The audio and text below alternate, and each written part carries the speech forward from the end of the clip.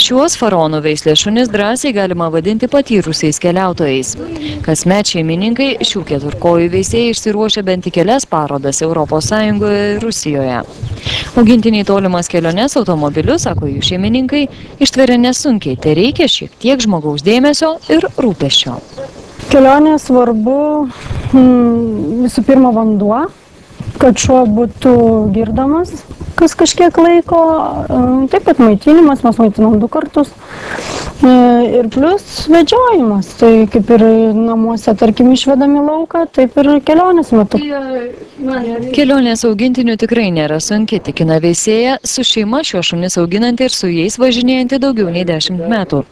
Ir vis dėlto sako pati susidurianti su keturkojų šeimininkais, kurių keliones kartu su mylimu augintiniu sustabdo baimės.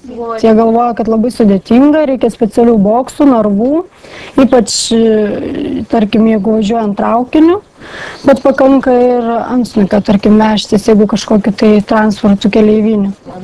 Išvežamas iš Lietuvos gyvūnas privalo būti identifikuotas, turėti įsodintą mikročipą arba tatuiruotę. Tatuiruotės galioja iki 2011 metų pabaigos. Kiekvienam išvežamam iš Lietuvos augintinių reikalingas ir gyvūno pasas, kuriame sužymėti jos skiepai ir veterinaro patvirtinimas, kad gyvūnas yra sveikas ir paskiepytas nuo pasiutligės kitų ligų. To užtenka gyvūno įvežimui į didžiąją ES dalį, Jungtines Valstijas, Kanadą, Rusiją. Tačiau kai kurios šalys taiko griežtesnius reikalavimus. Iš ES šalių problematiškos yra Didžiąją Britaniją ir Airiją, yra problematiška Malta, yra problematiška Švedija. Taip pat problematiška yra Norvegija, nors jinai nėra ES šalis. Ką norėčiau priminti žmonėm, kurie ruošiasi į Švediją ir Norvegiją. Į šias išvardytas šalis reikia, kad šuniai būtų, kad įvažiuoti į jas atliktas pasiutligės antikūnio titro kraujo tyrimas. Tai toks specifinis tyrimas, kur jūs priduodat veterinarijos gydyklai kraujas siunčiamas į atitinkamą laboratoriją ir po savaitės gaunate atsakymą, kad imunitetas pasiutligiai susidarė pas gyvūną tinkamas.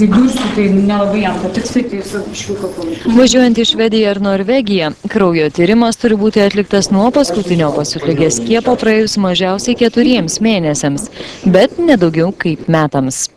Norint su gyvūnu keliauti į Didžiąją Britaniją arba Airiją, pradėti ruoštis reikėtų prieš 7 mėnesius. Į Didžiąją Britaniją, Airiją būtinai šuo turi turėti mikročipą.